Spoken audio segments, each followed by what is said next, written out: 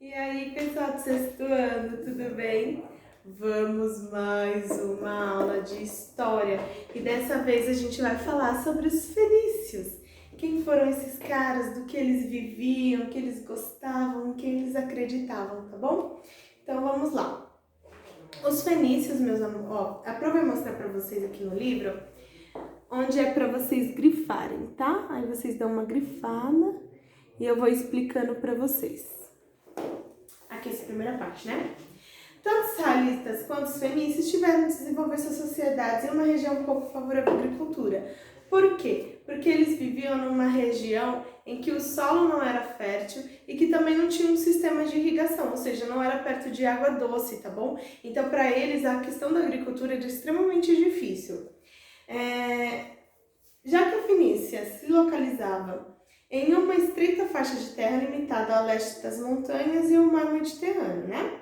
Em consequência de suas condições territoriais, os fenícios aproveitaram o litoral extenso a que tinham acesso e lhes proporcionava ali diversos locais para a construção de portos. Então daí a gente já vê que os fenícios trabalhavam mesmo na questão marítima, tá bom? Então eles se locomoviam pelo mar mesmo, certo? E aí, com isso, eles conseguiam trazer muitas mercadorias. A gente vai ver que os fenícios, eles trabalhavam principalmente nas questões comerciais. Por quê? Como ali era uma rota obrigatória entre a Mesopotâmia e o Egito, isso fazia com que vários comerciantes ficassem naquela região e a economia funcionasse de acordo com o comércio, tá bom? E aí, ó, vocês podem grifar aqui também, que é exatamente isso que eu falei, certo? Além disso, eles compravam os produtos dessa região, da Mesopotâmia e do Egito, e revendiam para outros lugares, levaram de mar para outros locais também, porque eles eram excelentes marinheiros. Então, eles viajavam muito através do mar, tá bom? Aí aqui, gente, pode grifar essa parte aqui.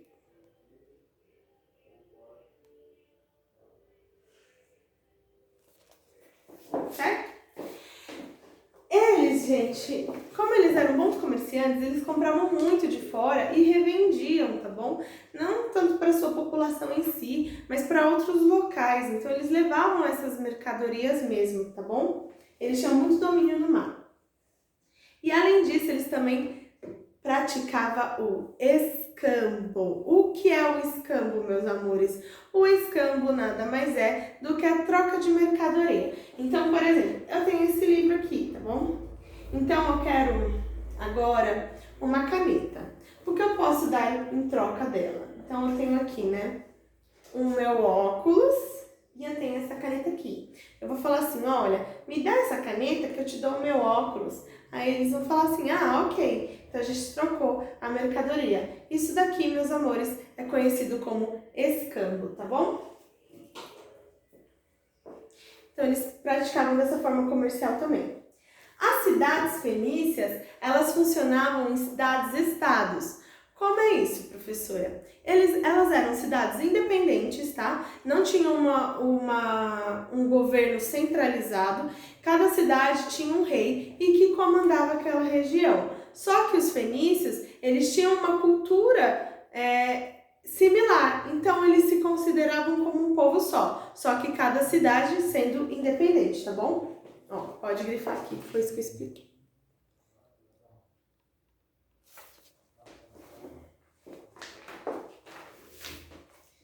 Certo?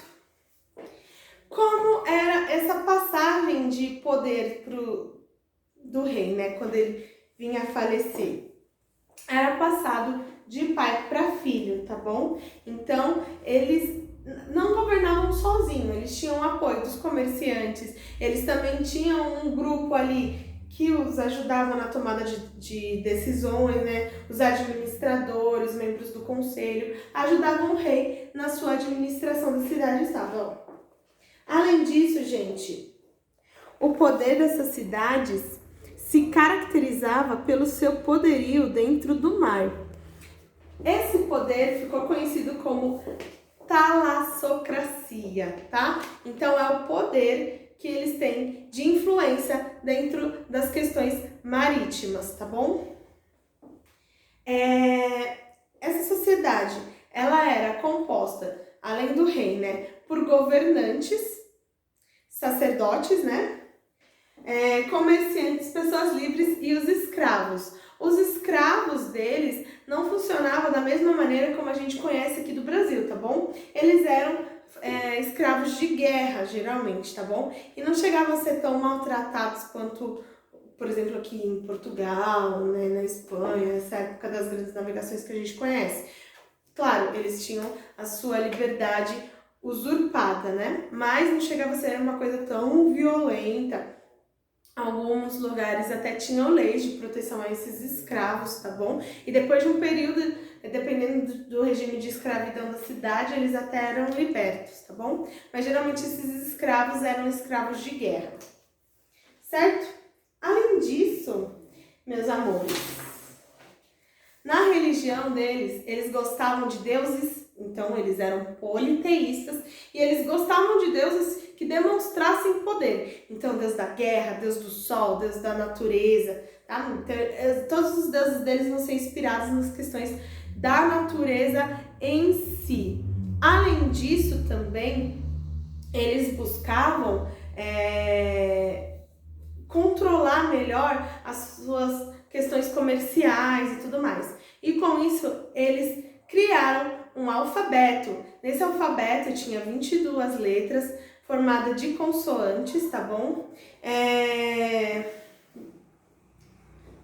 Isso, tinha sons de consoantes, né? Que ajudavam eles nas questões administrativas do comércio. Tanto que e foi um marco tão grande, porque esse alfabeto deu características também ao nosso alfabeto, ao nosso mesmo, tá bom? Então ele nos ajudou a construir o que hoje nós chamamos de alfabeto, tá bom? Aí vamos responder uma questãozinha rapidinho aqui, ó. Na página 92, qual a civilização que se atribui o primeiro registro escrito?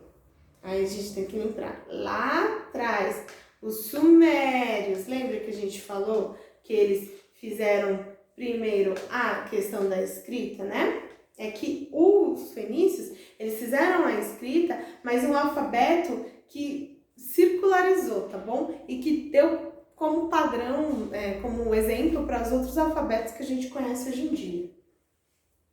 2. Por que dizemos que os fenícios foram os primeiros a criar o alfabeto se a escrita já existia, tá? Aí eu vou ditar para vocês e aí qualquer coisa vocês me mandem dúvida pelo WhatsApp ou algo do gênero, tá? A escrita dos sumérios era feita por símbolos complexos, vírgula.